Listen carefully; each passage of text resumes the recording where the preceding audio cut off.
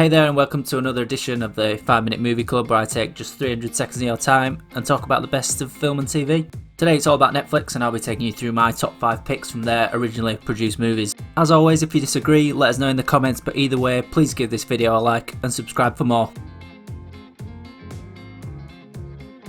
Today's top 5 starts with the marvellous Okja, a rare film that mixes warmth and heartache with a powerful underlying societal subtext.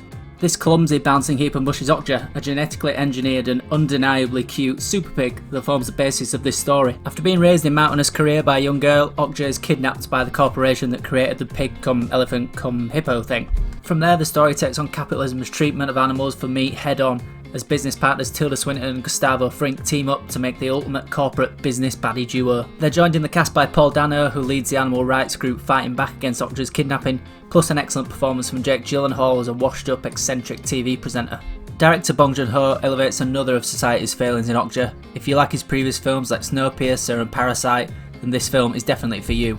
Despite the adorable protagonist, Okja isn't a kids' film and does feature some hard-to-watch moments. Despite that, Okja never sacrifices underlying warmth, making for a hugely watchable tale with subject matter you can get your teeth into. Oh look, it even gives out hugs. Until Roma, Netflix had been dismissed by Hollywood as critics claimed it wasn't a serious cinematic force. With Roma, they finally brought critical success to what was already a financial juggernaut. The movie follows Cleo, the maid to a middle-class family in 1970s Mexico. We follow her as she cleans, entertains the kids, and just generally is one of those absolute bosses who silently goes about her work. Her life and general society around her collapse after she meets a guy who turns out to be a total douche, and she's caught up in the 1971 Corpus Christi student massacre. One thing to note here is the gorgeous cinematography. Many of the scenes last several minutes with a fixed camera panning from side to side to catch the action as it unfolds. The movie was a passion project for director Alfonso Cuarón, who moved away from his blockbuster past to tell a story of his own memory of growing up in Mexico, hence the use of black and white throughout. Cuarón and Netflix showed Hollywood what the industry should be all about, shining a light on events and people where we aren't looking. The film bagged Netflix its first ever Best Picture nomination, and it was only cruelly denied victory when it was awarded to the mediocre Green Book.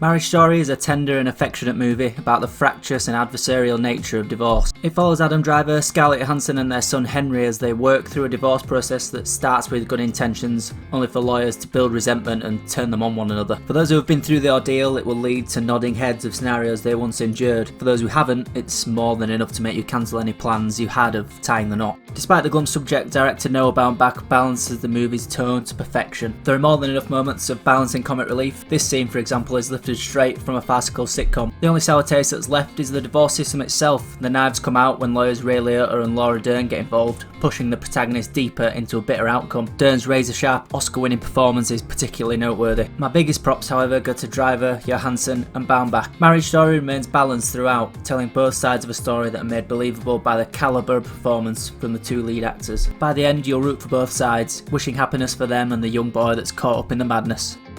The Irishman finally reunites Scorsese, De Niro and Pesci for one final crack at the genre they defined, the mob movie. The Irishman follows Frank Sheeran as he works for the Buffalino crime family and union leader Jimmy Hoffa. It's much more mellow than their previous outings. You won't see De Niro smashing his fingers with a hammer, and Pesci doesn't shoot someone across the table for criticising his auntie's curtains. Scorsese used revolutionary de-aging methods to move the actors through 5 decades, and sure, it sometimes made De Niro's eyes seem like they're looking into your soul, but it only bothered me on occasion. There are plenty of outstanding performances worthy of mention. Stephen Graham is as outstanding as ever as Pitbull like Tony Pro, and Al Pacino returns to form after a few years in the acting wilderness. You'll get a great reminder of those direct line ads too when Harvey Keitel puts on his best mob boss face. The Irishman is a movie about the damaging nature of organised crime and how it affects those most close to you. The story best unfolds from the perspective of Frank's daughter Peggy. Her role is a masterclass in show don't tell storytelling, her silence purveying her disapproval for what her father is. Sit back and take in The Irishman, it will be the last time we see these era-defining creators together. Set deep in the heart of Jim Crow-riddled Mississippi, Mudbound follows 2 men, one white and one black, and the very different experiences they encounter after their heroics in the war. 80 years after the abolishment of slavery, Mississippi was riddled with bigoted opinions, displayed in the movie by family racist Pappy McKellen. The character is so abhorrent that you might even come out of the film reversing your love for Jonathan Banks' most famous role as Mike Ehrmantraut. The crux of the story follows two men as Jamie tries to drink the pain of war away and Roncel discovers that little has changed in his hick town as he is harassed in a local shop. The drama expands well beyond their stories as the film spends most of its time developing the relationship between their two families as they struggle to survive on the harsh terrain. And that's where you'll find some of the most impressive performances, the pick coming from Mary J. Blige. As Florence, she plays a mother of steely strength, keeping her family together against unimaginable prejudice. Mudbound is a brutal and unforgiving film encapsulated by the outstanding cinematography. The sparse landscapes are captured magnificently and serve to heighten the sparse and desperate situation of those who live off the land. It's an important movie that's more than worthy of its place in this top 5. Thanks for watching. If you want to be a massive legend, then please hit like on this video and subscribe for more from the 5 Minute Movie Club. See you next time.